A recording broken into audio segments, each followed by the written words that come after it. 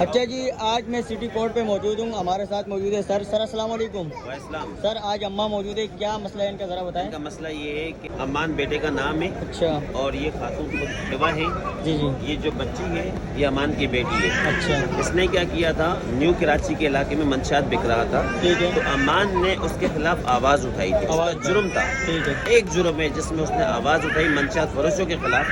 بالآخر منشیات فروشوں نے کیا کیا کہ اس کے بیٹے کو جس کا سہارا ہے اس کو انہوں نے گرفتار کیا. اچھا. گرفتار کرنے کے بعد جھوٹے مقدمے میں اس کو بند کر دیا گیا 40 گرام.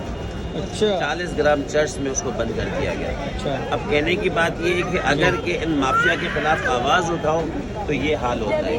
تو میں یہ کہوں گا آئی جی سن سے ڈیمانڈ کرتا ہوں کہ سب سے پہلے تو وہ ایسے جو کالی بھیڑی ہیں جو عوام الناس کو تنگ کرتے ہیں ان کے خلاف قانونی کارروائی کی جائے، محکمہ جاتی کارروائی کی جائے. آج اس کا بیٹا نہ کبھی سی آر او، نہ کبھی کیس میں، نہ کبھی کوئی ایف آئی آر، نہ کبھی وہ لاک اپ ہے.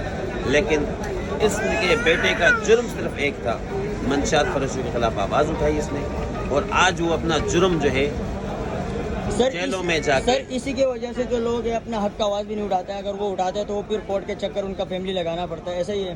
تو آپ کیا کہتے ہو جو نوجوان ہے وہ حق کی آواز اٹھائے، حق کے ساتھ کھڑا رہے؟ بالکل اٹھائیں. اچھا. ڈرنے کی بالکل ضرورت نہیں ہے. میں پھر سے کہوں گا آپ کے توسط سے ہر محکمے میں جی ٹھیک ہے بہت اچھے اعلیٰ افسران بیٹھے ہوئے، بالا افسران بیٹھے ہوئے.